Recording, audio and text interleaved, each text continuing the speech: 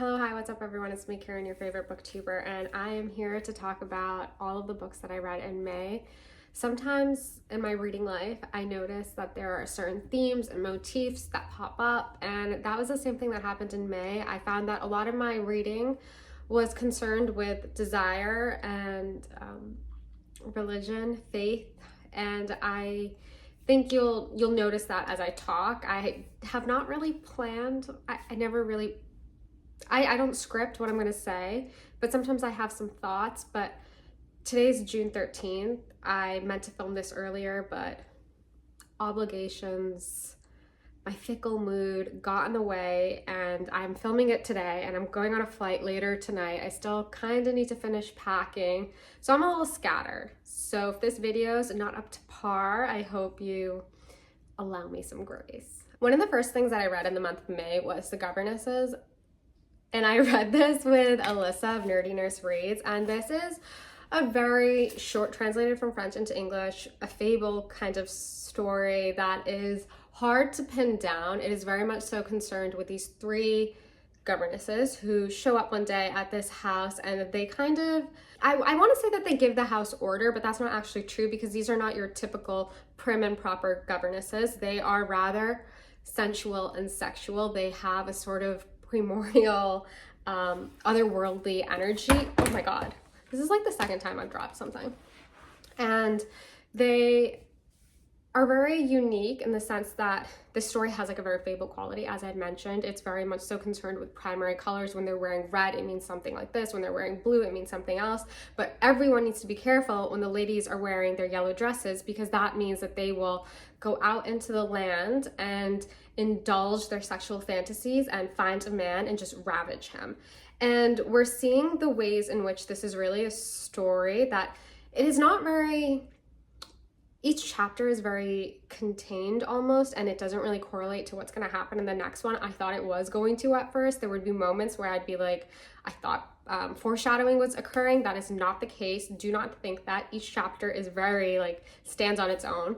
And what we're seeing is this sort of battle of the sexes. We're seeing how these governesses are this sort of uncontained female sexuality, which is at odds or contrast with the kind of authority of the different characters in the book. You have the Mr. Whatever, who is the owner of the house. This is his land, his children that the governesses are governing. And then you have his wife. And then you would also have, there is another character. This is an older man who lives next door and who is very attuned to what is happening in the house.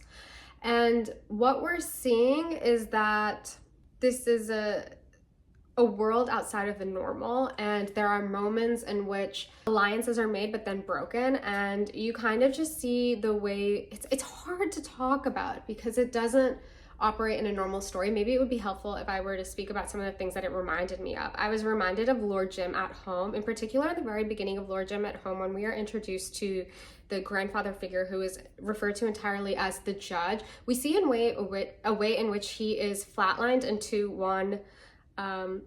an archetype, and he is interacting with the nurse who takes care of him, and their relationship is very charged, very sexual, and there's a power dynamic at play. And that's where like that story begins, and then it kind of drops that as we get to know more about the prince, who then becomes Jim.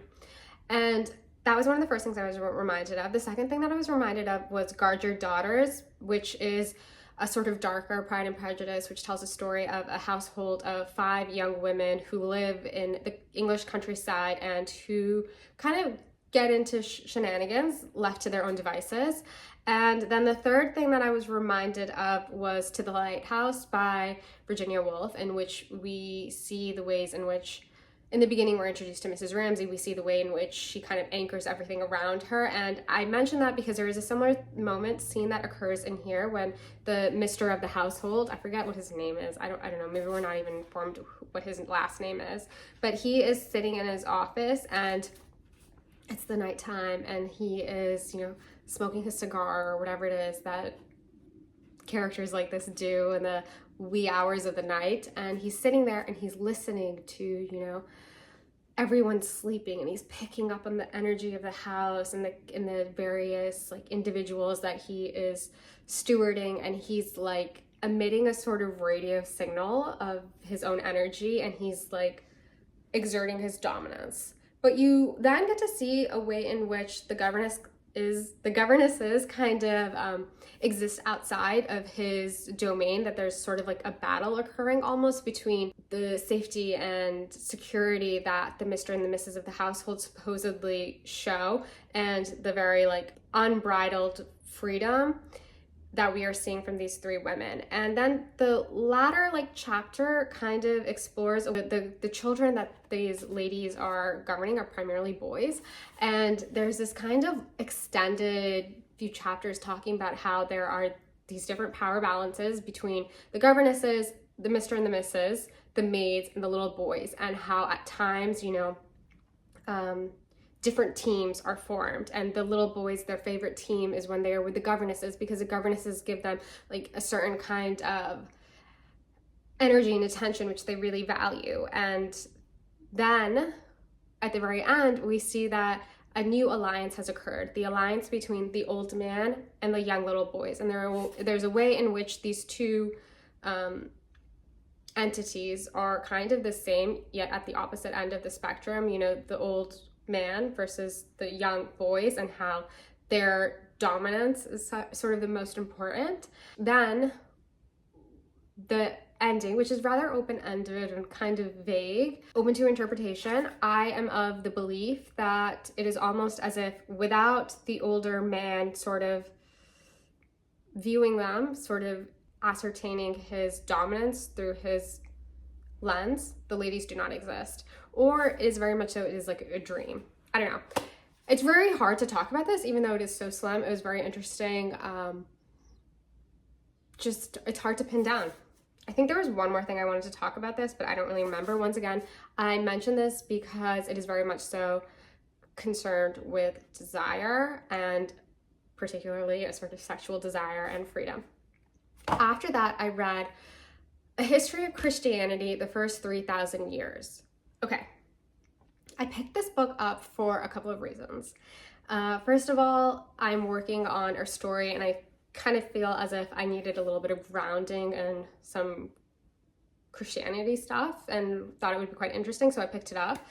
Second reason is that there's a way in which, as someone who has grown up in the West and is not Christian affiliated, one picks up on a lot of things and kind of sees the ways in which a lot of like Christian ideas permeate through our culture. And I wanted to gain a better understanding of that. I would have to say also, as someone who does not have religious shame or guilt or any, I don't know, what do you call it? What do people have? Like, I find religion quite interesting, okay? So I thought that this would be likewise interesting to pick up. And I'm not gonna lie, this was entirely fascinating for me.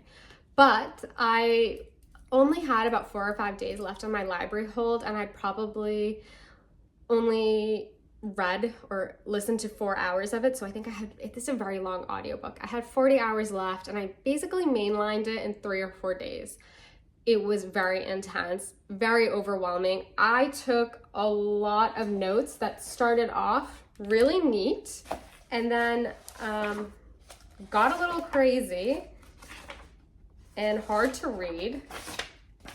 I don't know, you probably can't notice from this, but I need to figure out what I'm doing with those and retype them. I would say that there's a lot to talk about this book. I'm not really going to get into it because, once again, over 40 hours of material and information. This book is considering Christianity, yes, and you might be like, 3,000 years, that's kind of odd. Why that specific number? The author starts back in time, particularly looking at the ways in which Greek and Roman culture has influenced Christianity, in particular those early days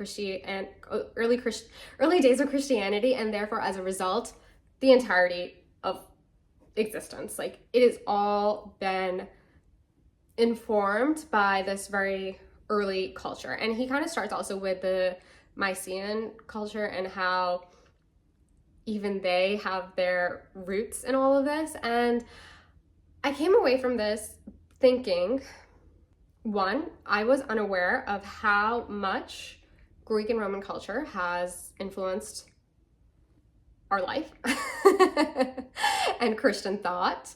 I also came away from it with the belief that people who are religious inclined should, and I know this is a privilege and blah, blah, blah, should spend the time learning these ancient languages of ancient Greek, Latin, whatever, and reading the primary documents, because there is a lot that gets lost in translation, and this author does a good job of kind of pointing out those moments and saying the times in which, you know, this one particular Greek word was translated in a certain way, but it doesn't actually properly convey the full sort of gravitas of that word or its proper, like, more robust meaning.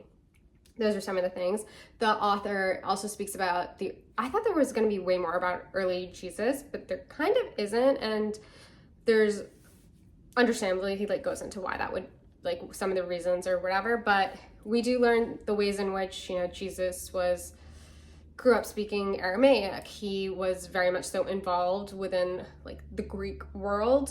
Yes, but no, he was a minority within that. And the author also makes the case or shows the ways in which Jesus is very much so like an individual. There are a lot of quirks to be found in the quotes that come from him. His use of the word Abba, his use of irony, like, all of these things point to the fact that it probably was like one individual. But the author then also says that two of the most important things that Jesus was talking about there were two things that were really important to him. The first was his strong belief that people should keep their word. Therefore, he was very anti-divorce, because he believed that, you know, when two people make that commitment, it is done and dusted. So that was very important to him. The second thing that was super important to him was his idea that the dead should bury the dead, leave the dead to themselves, let the dead bury themselves, whatever it was. You know, those were two things, very, very important, very big. And we see sort of how that has therefore, like, influenced the culture, Christianity's culture.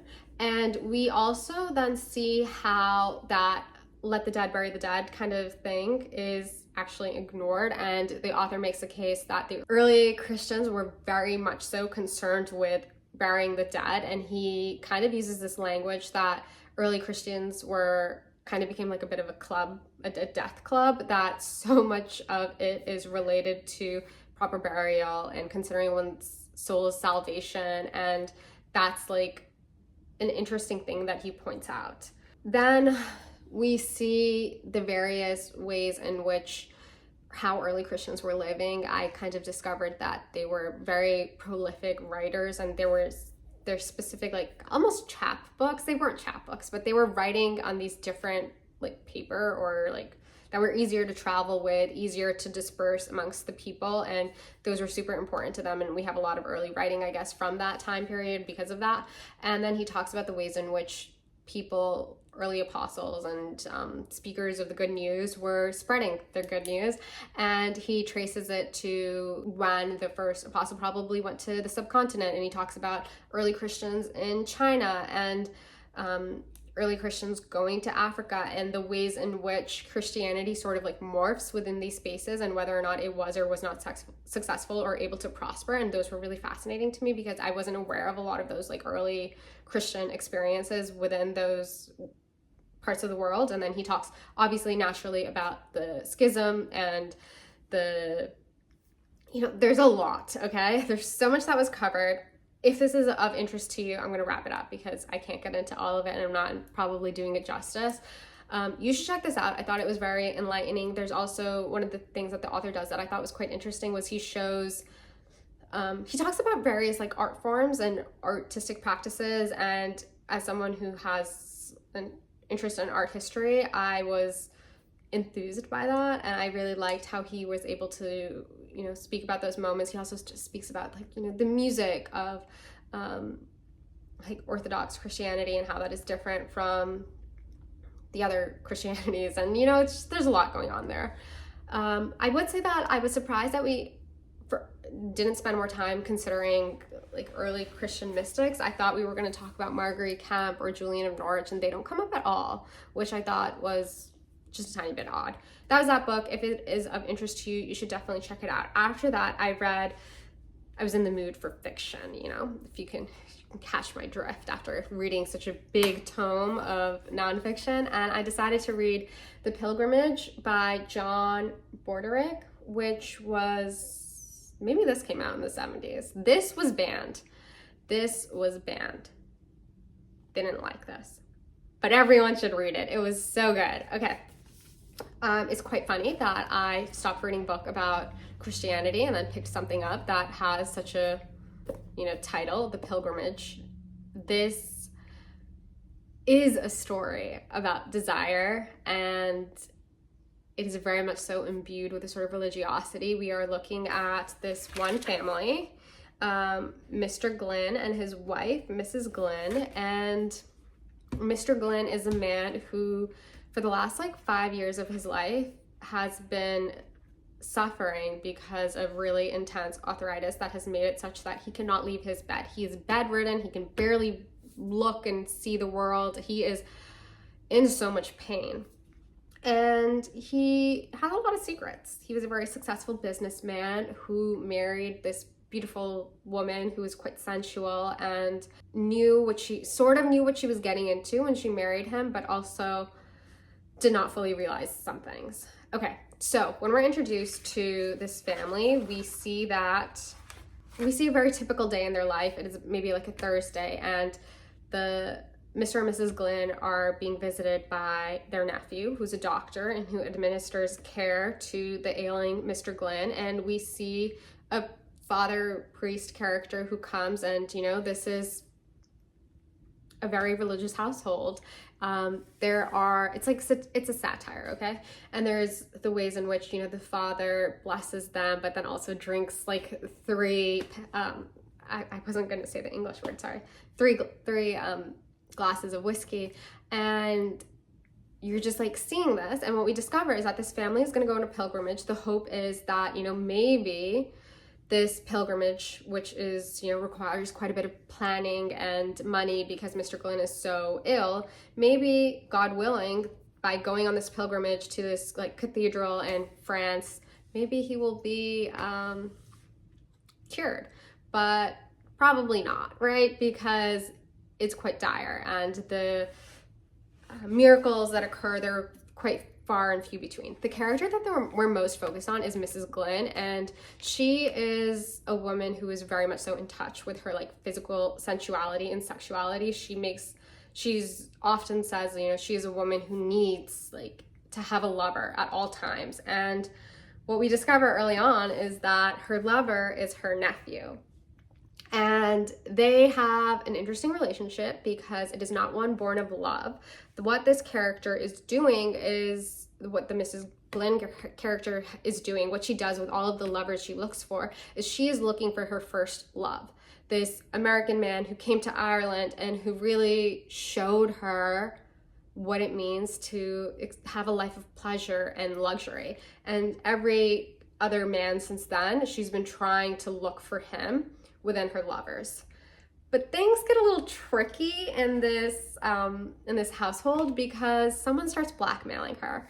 And I'm reminded of, what was that movie I watched? Wicked Little Letters. It's kind of like that sort of vibe, but that was way more over the top and humorous. Like that kind of stuff though starts happening. And Mrs. Glynn is like looking at everyone and she's being like, who is it that knows my secret? What is happening?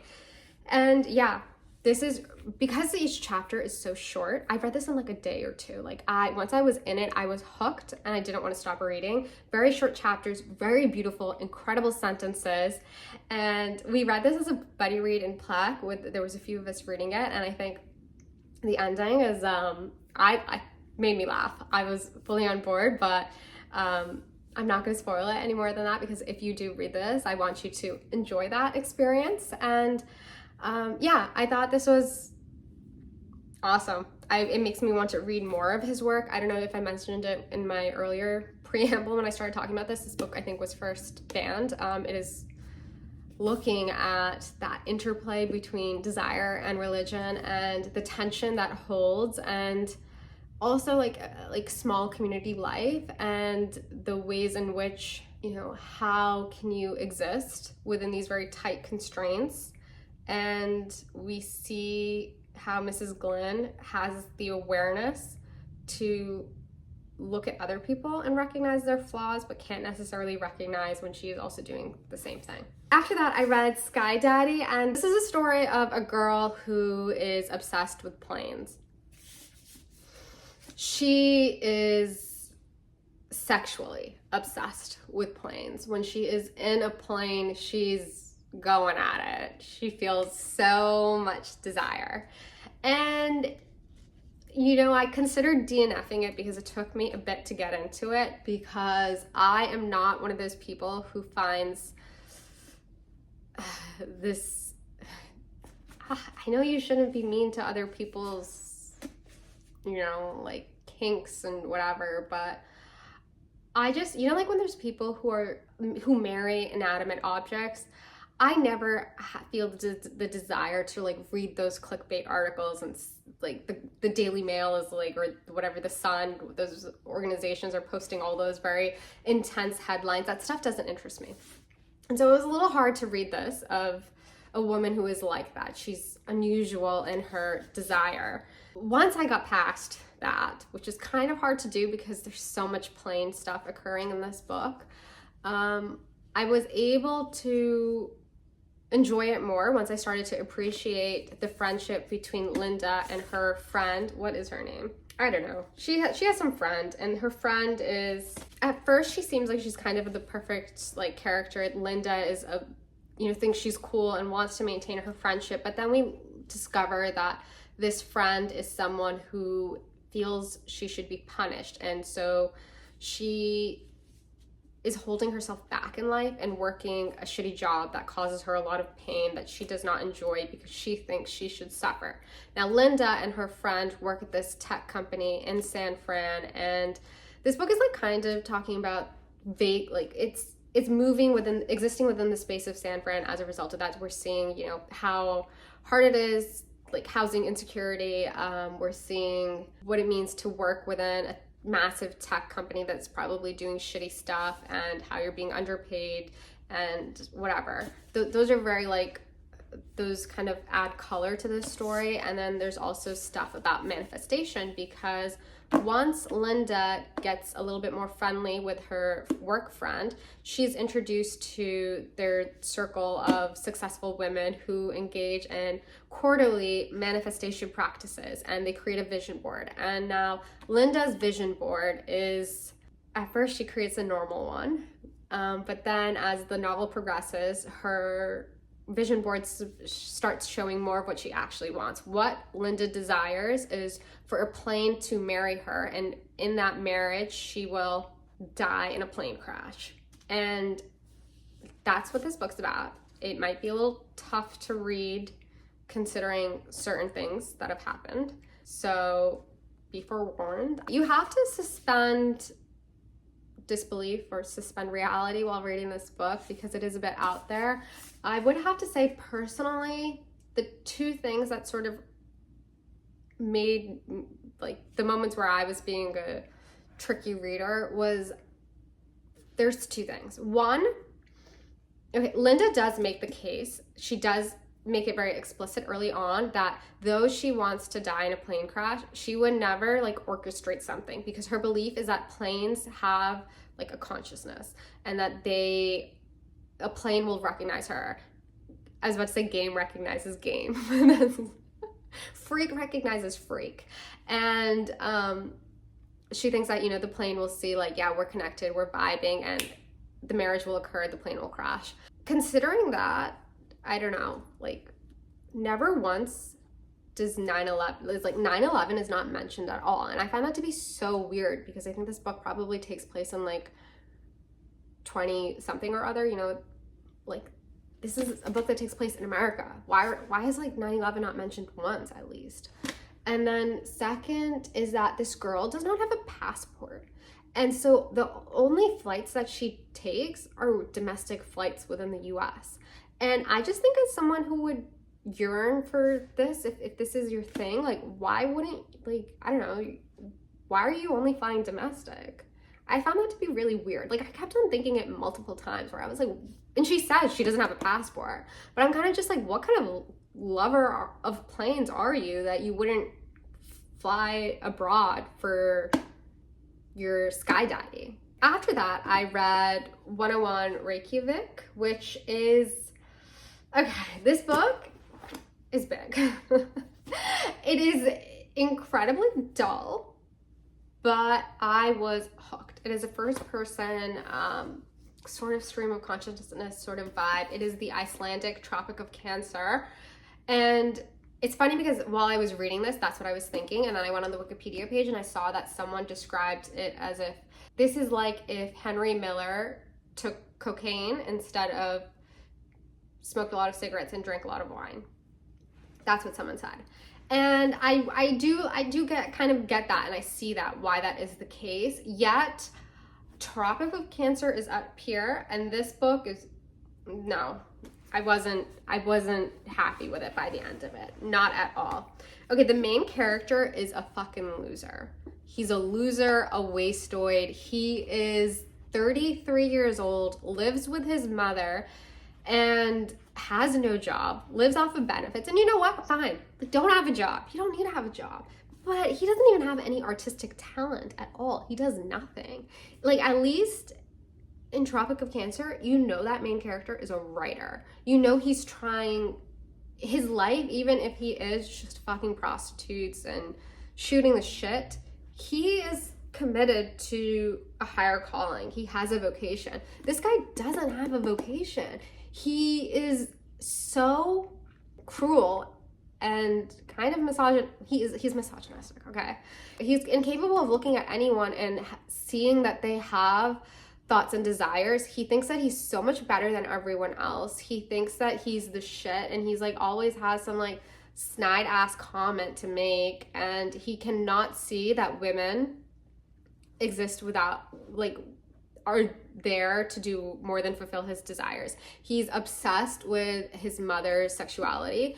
He is, you know what makes me mad is that I think I picked this up because someone was like, or maybe it's in the inside flap, I don't know, something. Someone was like, this shows what is it? A thrilling, funny threesome between three characters, but that's not the case. You would think that like maybe it's because what ends up happening is that this guy, I don't know why I'm pointing at this, what is probably just a stock image. The main character is living at home, yes, and he meets his mother's girlfriend and they have sex just once, and he becomes obsessed. And so you think like, because the blurb that I read was like, oh, this shows like a love triangle. That's not the case. This woman that he fucks does not care about him. She was drunk that night. She just went for it. She doesn't care at all about him. The worst thing that can happen in this book is a pregnancy. That happens 3 times. 3 fucking times, okay? And I think the narrator somehow gets the idea, is under the impression that like he is so like sexually robust, and that everything he does is like, one day he's fucking around in his sister's medicine cabinet and he like removes one of her birth control pills, and then like a few weeks later she's pregnant and he's just like, oh my god, I did this is all me, should I tell her, whatever. And it's not even like really guilt per se that's bothering him because he's not going to do anything, but he's just so self-obsessed that he thinks that everything is a result of him. And he spends most of his time like drinking. He watches a lot of porn. He goes to sleep watching porn, and I don't know. I think that there were times when, because there are times when this character is making like commentary on Icelandic culture and kind of speaking to this like mythic Icelandic like heritage, past, mythos, and how that is seen within their current day, and how they're kind of falling behind. Once again, like the specter of America hangs over this novel. This was not a book that probably everyone needs to read. I don't know. I continued reading it because I paid $22 on this. I almost did consider DNFing it, but I didn't.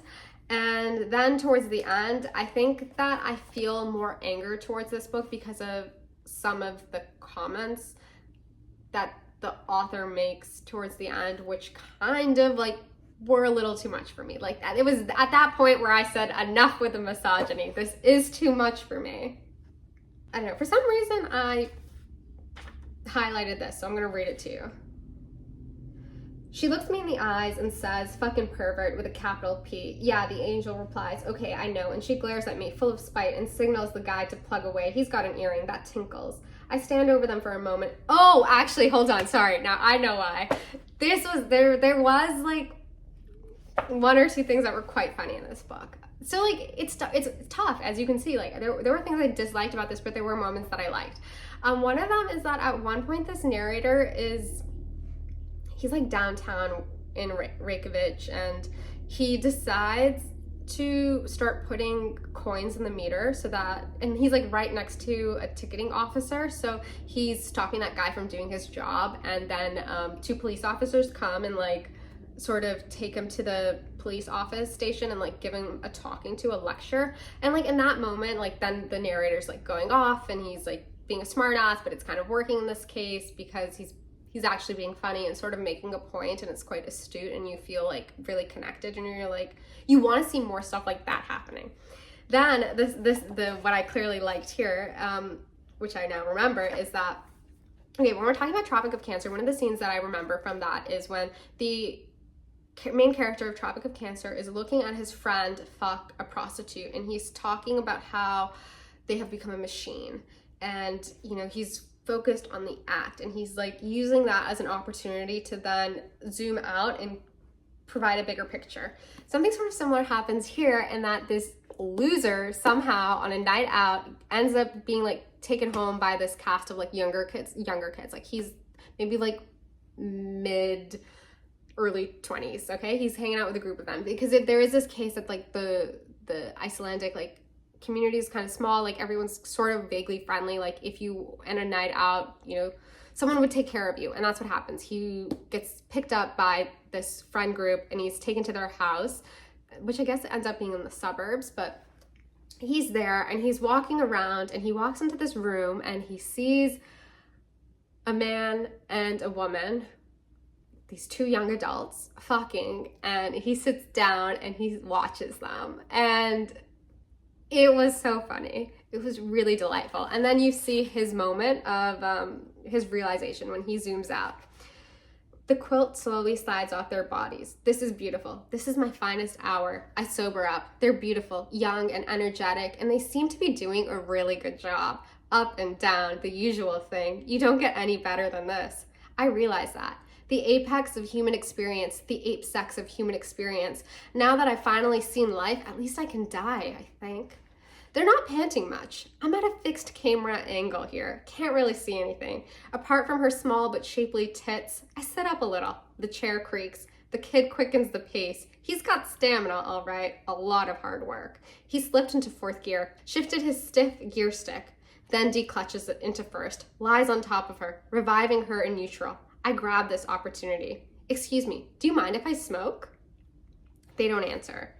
Okay, then later on, what is it that he says? Yeah, like a full page later, he goes, I'm getting bored. His moment of realization is quite quick. And I don't know, then later on when he ends up leaving, he says to the guy, he's like, he offers his advice. I don't know. That was probably the highlight of the book. I thought that was quite funny. I've seen also, just flipped to my reading journal, and I was reminded also of that film that I watched, Pickpocket, which was that film showing like life in the 1980s of China, and that main character in that book the main character of that film sort of reminded me of this guy, except there is a way in which, even though one of the problems that I find with the medium of film is that there's not a whole lot of interiority, but we get the understanding of the main character in The Pickpocket. We see him and we empathize with him, and we realize how he is just, he's not equipped to deal with this new modern world. He is just incapable of existing, and people think that he's mean, but actually he's just so unprepared to you move on with life and be an adult and gain responsibilities, and he's not well equipped for the realities of life. And I thought it was interesting to point that out, because in this book, you know, this main character, I don't have any empathy for him, clearly, but with that guy in the pickpocket, I have empathy for him because I can see how he is ill-equipped for the world. This guy does not seem like that. Like, I feel as if he should pull himself up by his bootstraps, make a decision, but he is incapable of doing so. And at the end of the novel happens, and he's still living with his mother. We don't know what else is going to happen in his life. That's that book.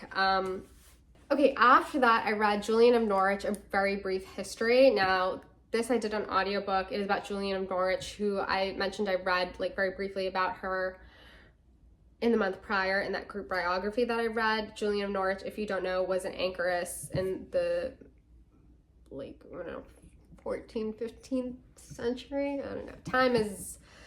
I have a very loose understanding of time. And an anchoress was a woman who, you had to have come from means to some extent, because you needed to basically like give a dowry to the church to ensure that they would be able to provide for you for the entirety of your life. And then you would basically die to the society. You would undergo the like final last rites mass situation, and then be entombed within a certain place within the church, and that is your life. You would have a maid who would give you food and like clean up the place, but you were left to your own devices.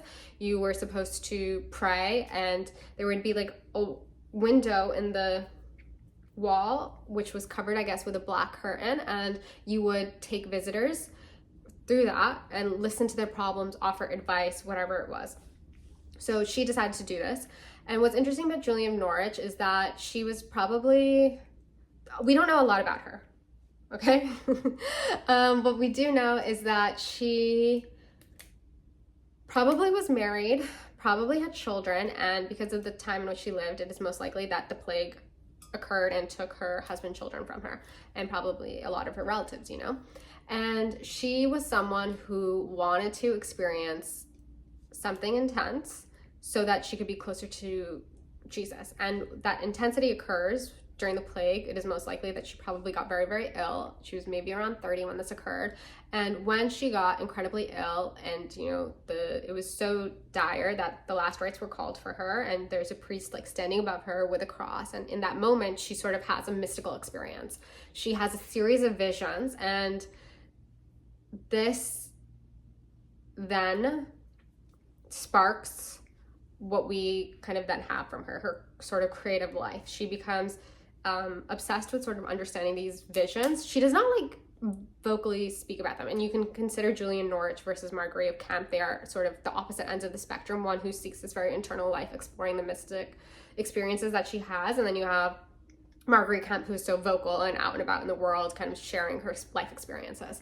So Julian of Norwich takes these visions and she writes two different texts about them, but they're both concerned with them. The first is sort of very much so stream of consciousness. I mean, I haven't read it, but this is the understanding that I have from all of the reading that I've done. She's kind of like describing those like experiences and her first initial impulses, and then she writes a longer, more meditative text. And you can kind of make the case that this is very much so like a room of one's own situation, where it is through her ability to abscond from the realities of domestic life within the medieval ages, or even now, like there's so much domestic labor that is required in life, but she has none of those responsibilities. As a result of that, she's able to spend like time reading, thinking, and writing about, you know, this experience that she had, this larger than life experience that she has, and through that she creates this more longer meditative text. And it's quite unique in that she's primarily speaking in like a very much so like vernacular style. She is describing these experiences. One of the things that the author points out is that her sort of literary style, if you would, is this repetition of threes. And this is probably something the author makes a case that she picked up because it was quite common in the oratory experiences that one would hear within the church. So she probably picked that up from there. And we see that in a lot of the writing that Julian Norwich wrote, this repetition of three. And I noticed it also, you see it in her most famous quote, which is, all shall be well, all manner of things shall be well. So you see that like repetition of shall be well. It occurs 3 times within this one sentence, and that's sort of quite common with her writing. That was the main takeaway for me from reading this very, very short biography, was this literary device that she employs. The second thing that the author does in this book, because we don't actually know that much about her, Julian of Norwich's life, the author talks about how it is that we get how her work survived. And so Julian of Norwich was living in England while she wrote this stuff. Her work was probably then passed on to nuns in Norwich or whatever, but then when Henry VIII was like doing his whole thing and said, no more Roman Catholic Church, I want to take these coffers of all the nuns and the monks and we're closing everything down because I need to fill my vault of cash and gold because I'm then going to spend it really poorly later on. Anyways, so most likely as a result of that, a lot of those English nuns then went to France and took the document with them, and it survived through that time period. But then I think around the French Revolution time, those nuns who were holding onto those documents need to skedaddle. And there's like this one particular woman that she calls out, some aristocratic English lady who somehow gets her hands on it. And she goes into the nunnery and gets her hand, I don't know. Something was happening. I wrote notes somewhere. I don't know where they are right now, so we'll deal with that later. But that's kind of Julian of Norwich for you. Very interesting. There maybe was more I wanted to say, but I don't know. We're moving on to the next book. I still have like 7 more books to talk about. After that, I read a romantasy book. I read The Knight and the Moth, and I think this book is fun. It's very predictable, yes, but I was able to vibe with it. It tells a story of this one character. I've completely forgotten her name. Actually, no, I remember it now. When we're introduced to her, we don't know her name. And she's basically an orphan. She spent the last 10 years of her life within this sort of castle situation where her and a group of girls act as seers for the community. And there is this abbess type lady who governs them, and wow, oh my god, like the language, governs, nunnery, abbess, like it's all the same. So much of what I've been reading this last month. Anyway, so she's doing this thing. Her and the girls are the final few weeks of their service at the castle is about to be up, and they tell themselves stories of the life they're going to lead when they get out of there. But things go wrong, poorly, unhappily. The ladies in her cohort, there's about 6 of them, start disappearing, and she starts panicking, and this knight comes through, and this knight is very crass. He finds the whole religious rituals and stuff that are happening. He finds it all ridiculous. He laughs at it, he mocks it, but he is the only person she can turn to for help. And so she goes to find him and says, I need your help. He comes, he takes her, and they go off on a sort of quest to get to the bottom of what's happening, to find the rest of the ladies. And through this, the main character is introduced to the knight's king, and then the lady is introduced to the king, and then also another one of the knights, and she kind of gets like found family vibes where she gets to know their personalities, she starts liking them, she starts vibing with them, but she also starts discovering secrets. And what we see in this book is we see how gods can be made, how religion acts as a sort of foundation for this culture to exist and prosper, and how it wields power and adds legitimacy to the power source. And then by the end, something occurs, a betrayal occurs, and I felt very angry. I knew it was coming, but I felt so angry for days afterwards because it really put me in a bad mood. I was about to say his name, but I won't. I will allow you to read it and see who betrayed our main character. Yeah, I'll read the next book. I don't know when it comes out. I believe this is a duology, and it will stay there, hopefully. That was that book. After that, I read The Witching Year, a memoir of Earnest fumbling through modern witchcraft. Okay. Lordy. This was a book that I did on audio because I needed to fill the air with something. So I decided to listen to this memoir. This was also another one of those memoirs that made me so happy. I am who I am. That is the purpose of memoir, I guess.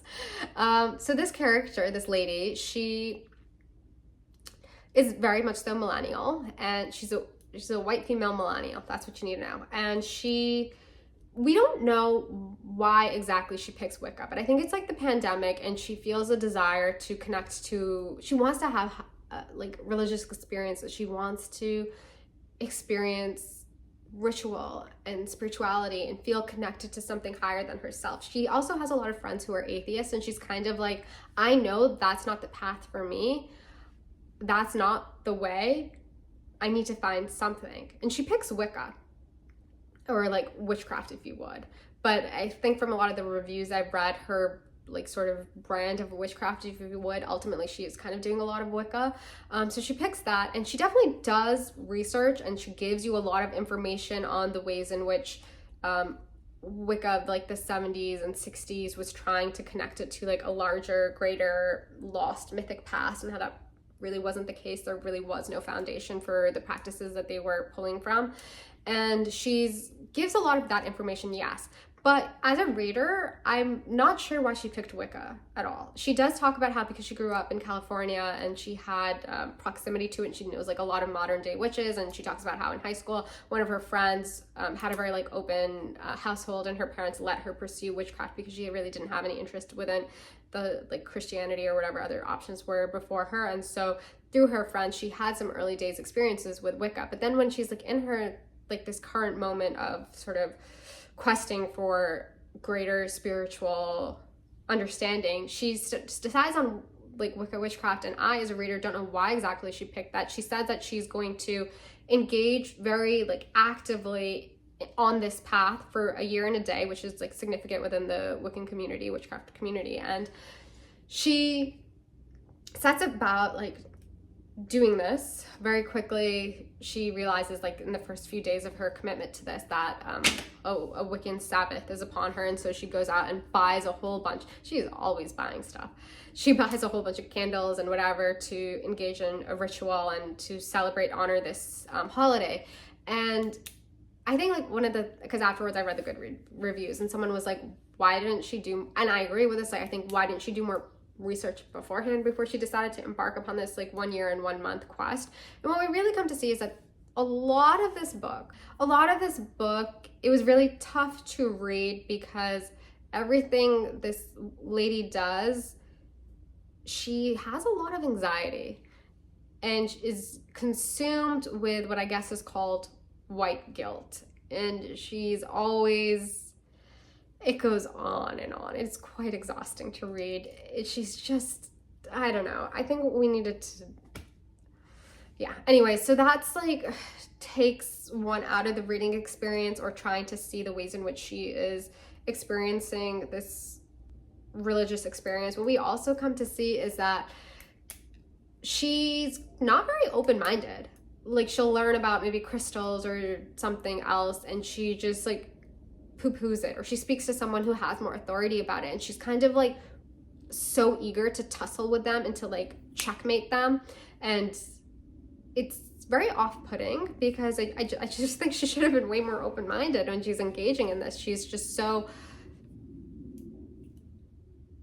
shackled by her own constraints. And you also see how she really yearns for an authority, a voice of authority, a figure of authority, if you would, to come through and tell her this is the path, this is how you reach enlightenment or a greater connection to the environment, whatever it may be. And a lot of her friends who are more like engaged or have more awareness about this culture, these practices, they say to her like that's not what this path is. This is the path that is very much so governed by the individual, and it is up to you to pick and choose what you do and don't want to engage with. And she finds it very tough to deal with that. And yeah, there are moments where she kind of does achieve some of what she desires, and that is like to connect to a sort of higher power, or to see, you know, the ways in which we are all connected. And those moments do happen, but they're very few and far between. Another sort of quibble that I had with this writing style was that every time a character was introduced, the author would kind of rely on this pattern of 3 or like 5 kind of, to like every character is like, my bestie so-and-so was a curly-haired woman who has a penchant for kicking ass and sipping coffee and blah, blah, blah, you know? She practices Tai Chi in her spare time, you know? Like, it's a lot of, like, the ways in which we get to know someone are through these, like, 3 specific, random, unnecessary, like, descriptors. I don't enjoy that as a reading experience. I don't find that to be very fun, and that happened with every character we were introduced to. And yeah, this author also does something where she kind of, I did this on audio, so I don't physically know how it was structured, like, but it was basically throughout the year she would be like, okay, March 3rd, whatever, and she would give a quote. So every chapter began with a quote from like a different text about Wicca, witchcraft, and then she would talk about her experiences. But there were times where I was kind of like, I didn't think that format worked for this. Anyways, that's what I had to say with that. Because I then read that book, I was reminded of these books that I read when I was very, very young, that were a YA series about this girl who is 16 years old, growing up in upstate New York, who discovers she's a witch. And I kind of like saw a lot of similarities between what this girl was talking about and that book. So I was like, decided to reread it. The series is called Sweep by Cate Tiernan, and it is 12 or 13 books. And I've spoke about this before because I did read them again 2 years ago, and I decided not to read all 12 books, even though they're quite short, so easy to do, but that's not what I needed. I really just needed like a palate cleanser to kind of show me, because this book is concerned, you know, with this woman who desires for greater religious connection, and in this book series, this YA book series, that basically does occur. So I decided to pick that up and just experience the Wicca of Cate Tiernan's world. And so in Book of Shadows, we're introduced to Morgan, who is just very plain 16-year-old girl who has a very normal life. Her parents are Catholic, and a new boy comes into town and he sets his sights on her, and through that she kind of has an awakening. She discovers that there's more to her than what she thought there was, and we discover she was adopted. And we also see what this author does a really good job of is showing Morgan's like inner life. You know, this is like all YA books. It's not the most brilliant, out of the world, phenomenal writing, but she does like show us very astutely how Morgan is at odds with her. She like has a lot of respect for the Catholic Church and the like rituals of it, and what she, you know, the culture in the community that she can find and see there, but also her desire for this other path that is not a viable option within Catholicism, but still speaks to her so much, and she's weaves through those very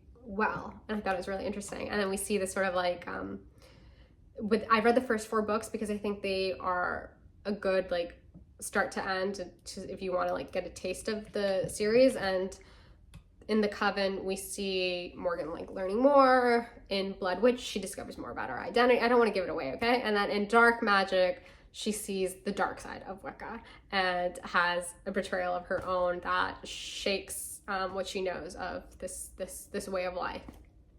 Okay, that was that book. After that, I read Listen World, How the Intrepid Elsie Robinson Became America's Most Read Woman. Okay, this lady, Elsie Robinson, is fascinating. I had no idea who she was before I stumbled upon this, and I think I was kind of reminded of Ursula Parrott and the life that she led, but Elsie Robinson is a precursor to Ursula Parrott. So Elsie Robinson grew up in California. She is very much so a child of the frontier. She grew up in a community that was she saw a lot of things, and one of the things that you see in this book is how the environment in which you grow up in can very much so like inform your personality. And because she grew up in California, she's much more like open to new experiences. She was like walking around the town and she saw like prostitutes doing their craft, and she's just like, whoa. And when she's a young child, like about 13 or 14 years old, this author pulled a lot from her memoirs, because I guess she did write her, I like want to read the memoir. But the character at one point, before she becomes an adult, sneaks out of her house one day, goes up to a hill, looks up at the moon and speaks to God, and she demands a life of experience. She does not want a cloistered life. And very quickly, she meets a man with, well, actually, no. So basically, she grows up in this family of maybe like 4 or 5 kids. Her older sister goes to college, and she was like quite precocious, really good at school. She also wanted to go to college, but her parents unfortunately tell her, we can't send you to college. There aren't enough funds. You're gonna have to get married.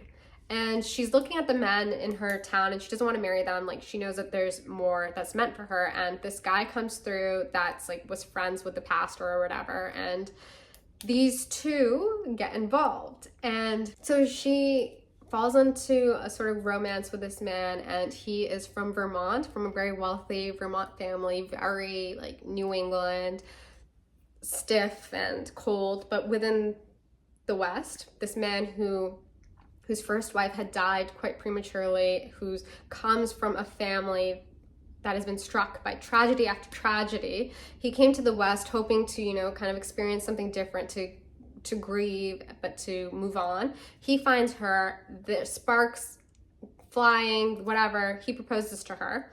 And what ends up happening is that, sorry, I just like dove right into it. You're gonna have to let me tell the story. His family doesn't approve of her, but they say that they will allow Elsie to move to Massachusetts to finish the last year of like some finishing school, the same finishing school that her fiance and his ex-wife, also not ex-wife, his former first wife, that they both graduated from. So she has to go through this like New England boarding school for 1 year, and she finds it very challenging and tough, and it is very constricting, and she goes through it for a year. And there are a few times when her fiance will come and he will take her to Vermont to spend the weekend at his family's house, and she kind of quickly realizes that this is not the life for her, that this family is, they don't accept her. They, one, think she's like trashy, they think she's not good enough for their family, and they're so mean to her. But when she comes back home after graduating, I think her to like see her family one more time, she asks her mother, like, can I please break this marriage off? And her mother's like, no. Not because she thinks like, oh, this family's super wealthy, you need to stay with them. She says no, because you need to keep your word. And that's why Elsie has to suffer. Anyway, so Elsie then goes back to the East Coast. She marries this guy, and we see like her wedding experience in the sense that like she gets married, she gets ready for her wedding day all by herself. No one will help her. They don't even send a maid up to button the back of her dress, so it takes her forever. She ends up being late. Her dress is wrinkled because she's too afraid to ask for an iron. They get married, and this is the beginning of her new life, and she is at odds with this family. Finally, she's able to move out into like her own house with her husband, but her husband doesn't spend time with her. He doesn't care about her. He is so committed to like his life and the sort of sometimes when people go through tough things in life, they have a hard time integrating that and not moving on, because these things are very tough, yes, but sort of like being able to hold the duality of both light and dark. And he is someone who's so much so like in the dark that it is hard for him to experience joy. And what we see is that, one, there's an age gap relationship sort of going on, but that they are too different to coexist, and that Elsie wants to be in love. She wants to like experience a happy marriage, like within her, like what she knows, and her husband isn't able to do that. He's not able to speak to her. He doesn't like talking to her, is the vibe that we get. And she becomes depressed. They go to the doctors, and the doctor says, you know what Elsie needs? Elsie needs a child. Elsie gets pregnant, and she then realizes that even the child won't fix their marriage. I think at one point what quickly happens is that like her child has asthma, like very, very bad asthma, and the Vermont climate isn't helping. And she tries to get her husband to take the family, move out west, go to California to live like in that more dry desert climate, which would help her child's lungs, and he refuses. And the reason he says is that he's like, I can't leave the family. And Elsie's like, well, what am I and your child? And then she realizes that her husband does not see her as a family. So what Elsie ends up doing is she ends up moving out west. How does she do this is very tricky. So there's someone in the community that they know, this man who has a lot of mental health issues. He becomes friends with Elsie. I could go into it more, but I know I'm talking on so much about this. I need to like wrap it up very quickly. Anyways, so him and Elsie start spending time together because he's a writer and she starts drawing for his like short stories, like children's stories or whatever. And they are spending a lot of time together and romance is happening, but somehow they are able to convince Elsie's husband to let Elsie, the child, and this man go off west, and like Elsie's gonna take care of him. And like there's a lot happening. Anyway, so they're out west and Elsie decides she's never going back to the East Coast. She is not interested in going back to Vermont. She starts living in California, and this new guy that she's involved with, she never confirms that they were together, but you know, they were. He is someone who's kind of a bit of a schemer, and he's obsessed with the gold rush, and they find this like one area that they could go and maybe make a living. So she goes out there and she then starts working like in the mines, basically like looking for gold as well. And she does this for like 3 to 5 years. And this is like a very formative experience for her where, you know, she has to pull herself up by the bootstraps and, you know, get to work. And she sees a lot of different men and different characters. And this is like really great because this ends up helping her in her writing. I don't know if I spoke about this, but she becomes a writer, okay? She does that, and then eventually what we're seeing is like we're seeing how she finds her way into her writing life and how she becomes, you know, a journalist. And she also becomes a woman who wrote like one of the earliest advice columnists basically of America, and she ends up a crazy incredible career. Like and also the volume of work that she was producing is wild. She becomes quite successful. She ends up having to divorce her husband, like this massive divorce case comes through. And I guess like this goes to show, you know, like a couple of months ago when I was reading that book about divorce that was related to one of Edith Wharton's like cousins or something like that, it's very similar to that. And you see how this divorce was publicized all over America. It's on the headlines of all of the newspapers. And she does this because her husband wants to, one, take custody of the kid, and two, like have them back on the East Coast. And Elsie's like, no, this isn't good for my child. Like, he cannot live on the East Coast, and that environment is not good for his asthma is a lifelong problem. And so Elsie ends up, you know, having to create a life in order to sustain her son and like raise him and educate him. And this becomes like a driving force for her. And we see how she becomes very successful at what she does, but then also has a life, you know, sort of, I'll tell you, her son dies at the age of 21. It's quite sad. And this like rocks her, like, you know, it destroys her life. She was living for this son, and then she ends up like marrying, I think maybe 2 more guys, and the last one, no good.